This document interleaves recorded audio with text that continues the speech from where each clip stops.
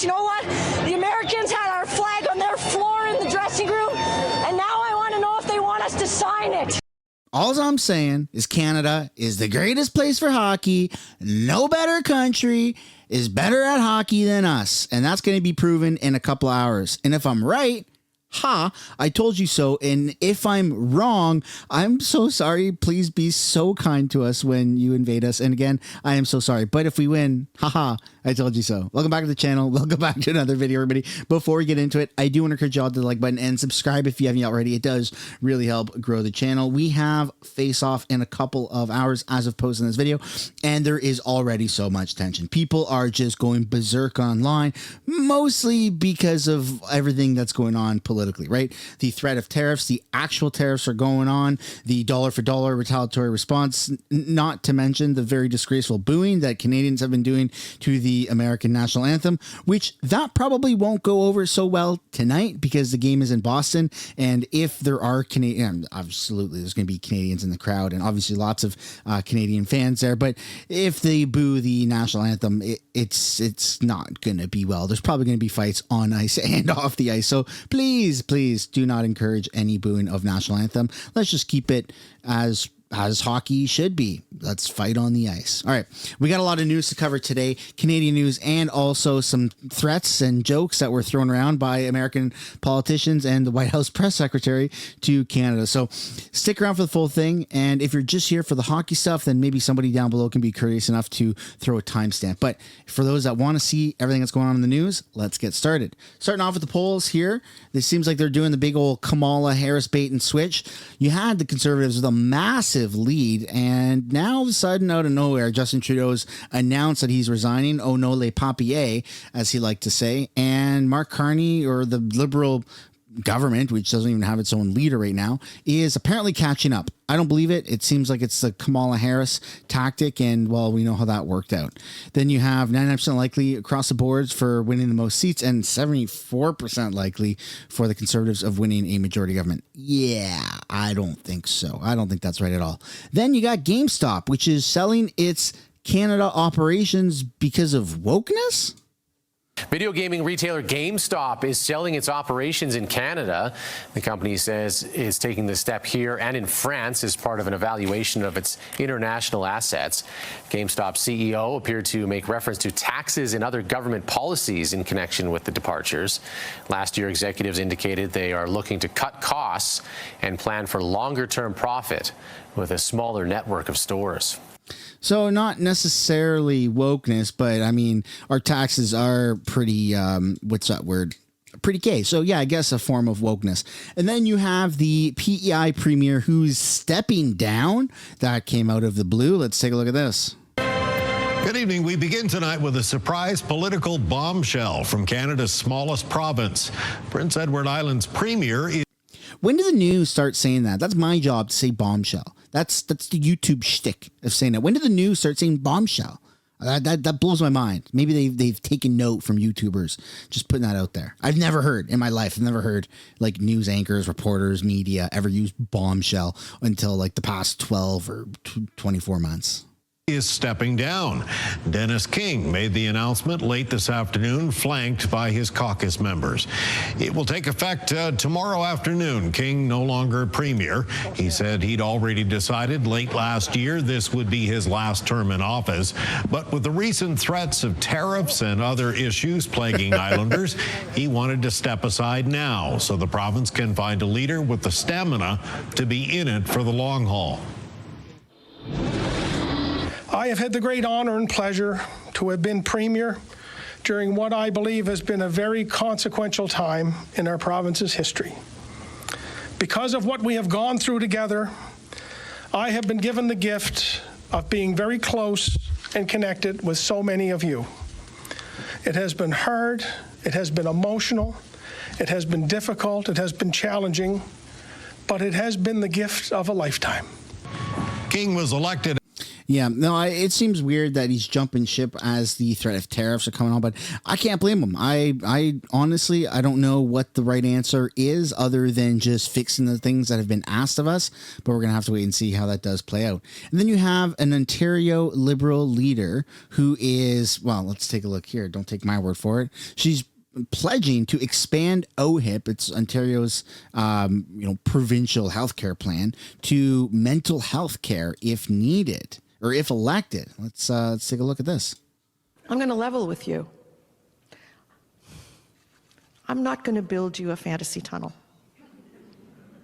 under the 401. Sorry. But I will get you a family doctor, okay? And I will end hallway health care.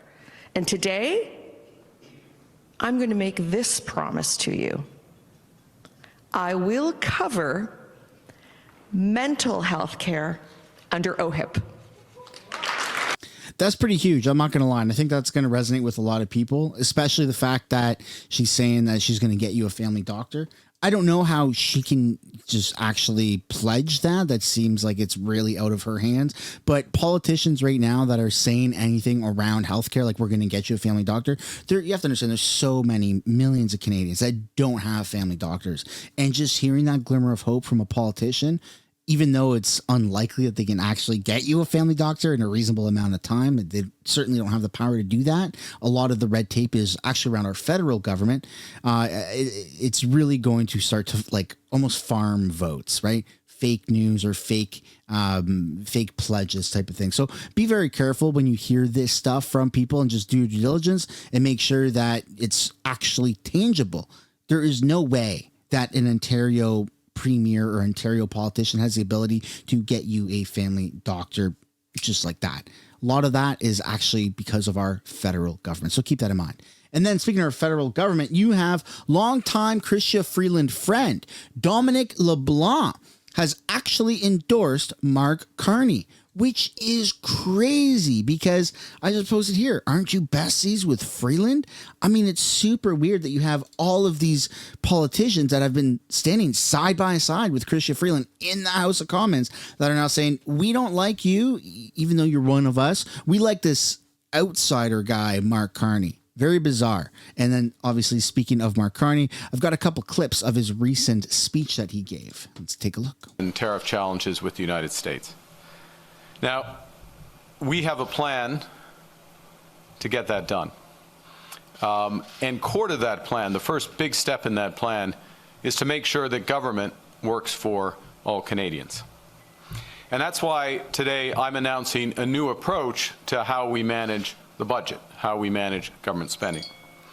And the essence of this is to spend less and invest more. That means reining in government spending so that Canada can invest more as a country. But that's contradictory to what he said he would do in the first few years of being prime minister. He would run Canada in a deficit, which is what Justin Trudeau has been doing for 9 years. And that's how we've gotten, part of the reason why we've gotten to where we are right now. But I do have this other clip here. Let's take a look at this one.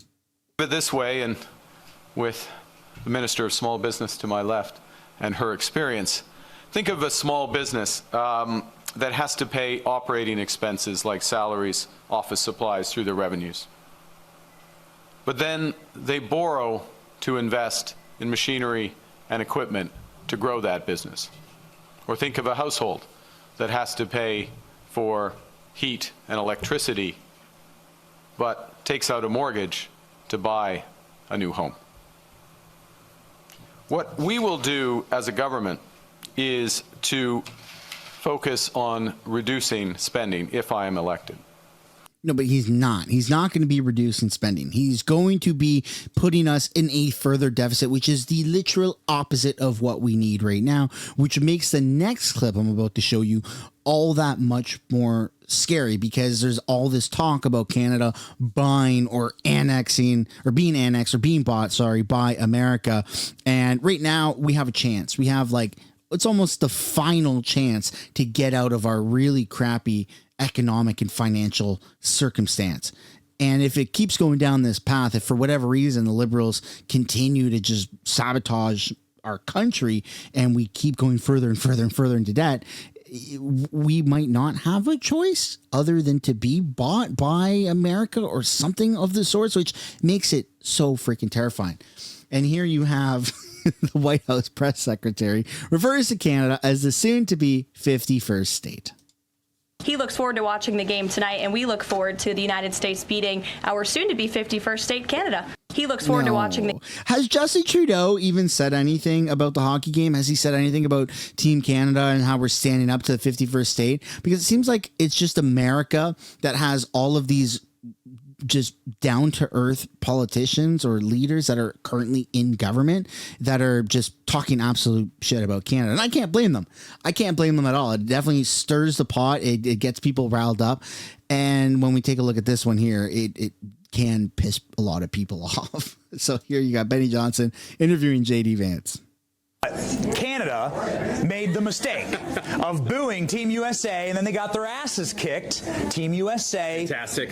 Canada, again, today, rematch. Yep. A message of encouragement for Team USA versus Canada. Absolutely. Well, you know, we'd like you to kick their asses again because you don't boo the United States of America. And to Canada, if you guys don't win, the tariffs are even higher. No, I'm kidding. I can't.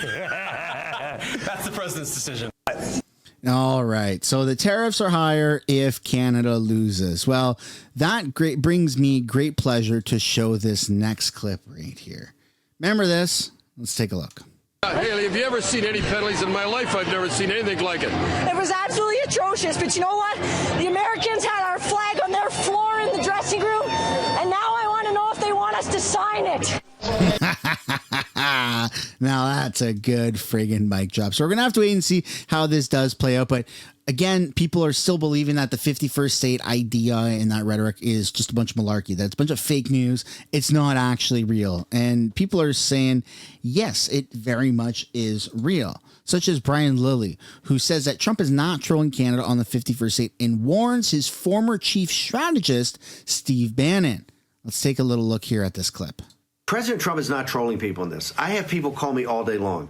Is President Trump just trolling? Is President Trump just trolling Canadians? That's what it seemed like at the beginning. Yes, it seemed like he was poking Justin Trudeau in the eye. As he although he refers to Trudeau as Governor Trudeau. Yeah. He is not for the Canadian people. This is why I've decided in a very busy time to take this interview, because I have such respect for you and such respect for your paper.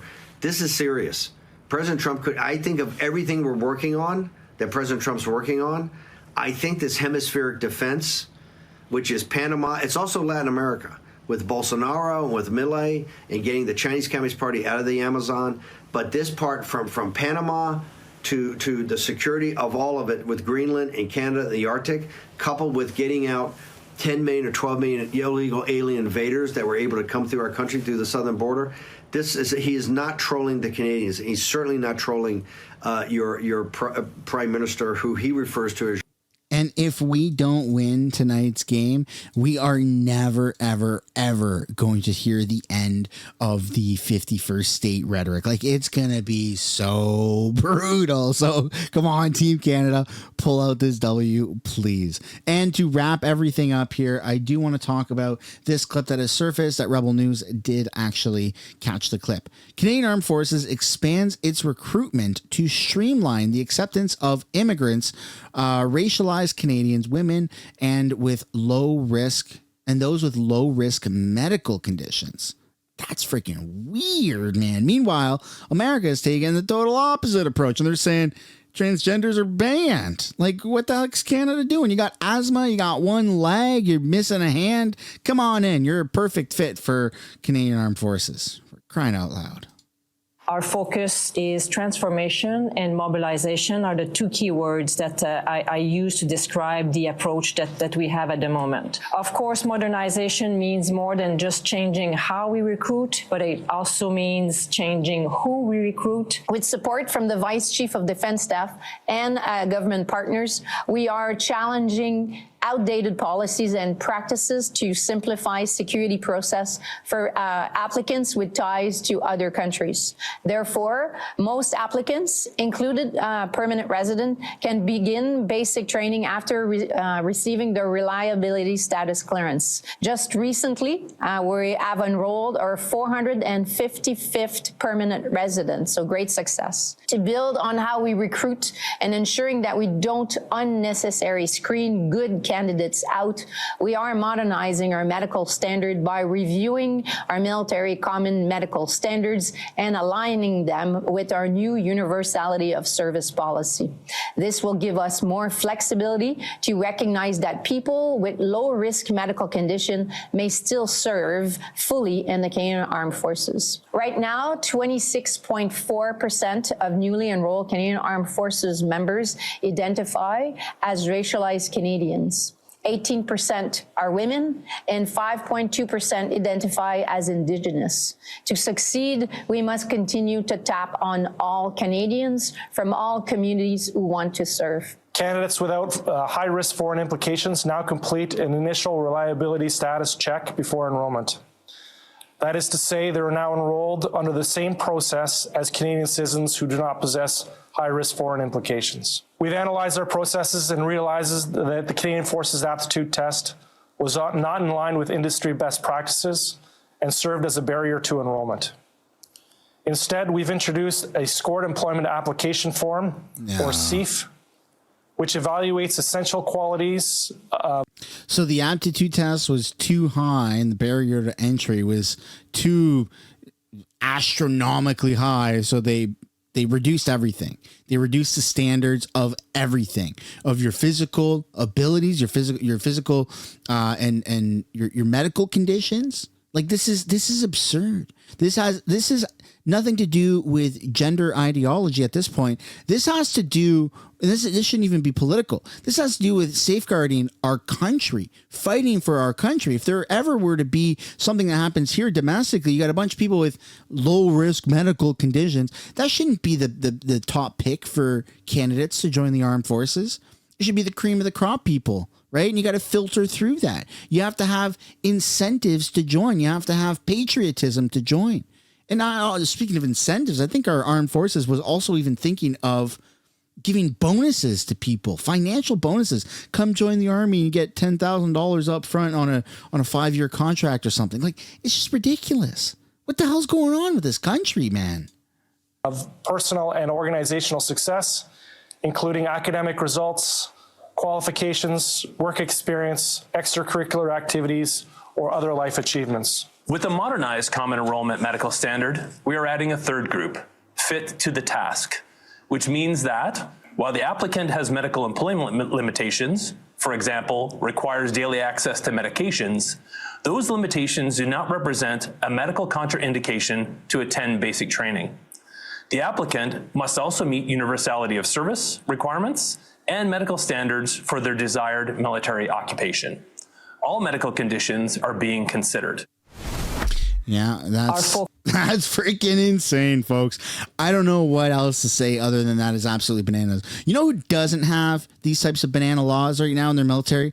America. I'm just putting it out there. Maybe we could learn a thing or two from them, but certainly not learn how to play hockey, because most definitely we are kicking America's ass tonight.